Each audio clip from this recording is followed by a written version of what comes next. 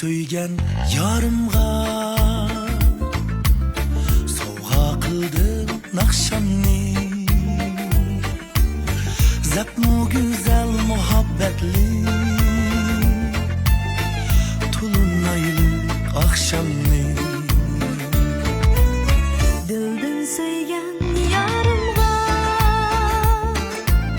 sovg'a qildim naqshamni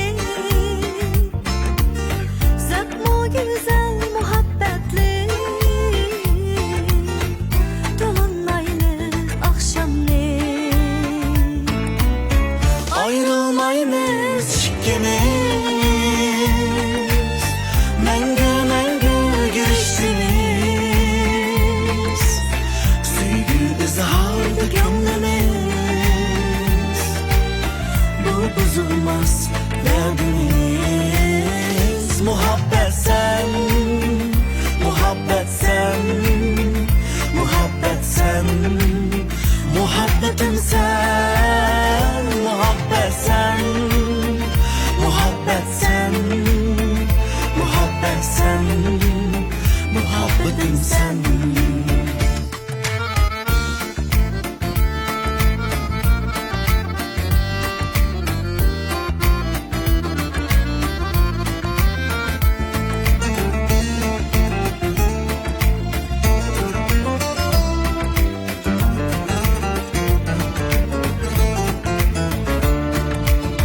Dilden söygen yarımga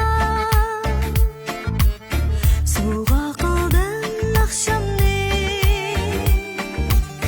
zatmu güzel muhabbetli tulunaylı akşamni Öldüm söygen yarımga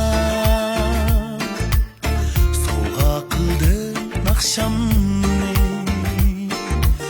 Zatmu güzel muhabbetli Tulunaylı akşamni Ayrılmayız ikimiz Mengü giriştiniz Sevgi izharda gönlümüz Bu bozulmaz derdimiz Muhabbet sen, muhabbet sen Muhabbet sen, muhabbetim sen Muhabbet sen, muhabbet sen Muhabbet sen, muhabbetim sen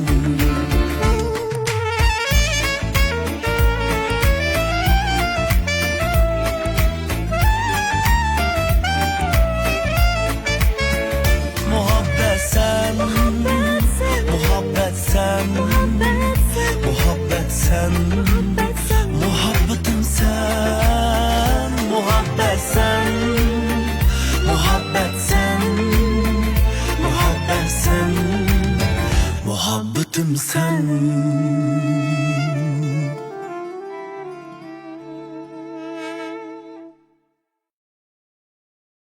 Үрümçi Nanxu Kariforning orqasiga joylashgan Zafar muzikalik taomlash shaharchisi, ozoda muhiti, atrofli mulozimati, xush ovoz naqshchilarning yiqimliq muzika naqshlari bilan sizning oram kunlaringizga xushallik bag'ishlasa, qo'ligul ustamlarning tayyorlashidagi har xil qo'rimalar, yurtimizning olayli yerlik taomlari, so'g'say, meyda salatlar, xushbiroq chilimlar, xushbiroq olayli choylar esil dasturxoningizning yorishqi bo'lsin. Tug'ilgan kun har xil cho'ng kichik ziyofatlaringiz uchun maxsus tayyorlangan ayrim xonalar sizning mehmonlaringizni xotirjam kutib olishingizga hozirlandi.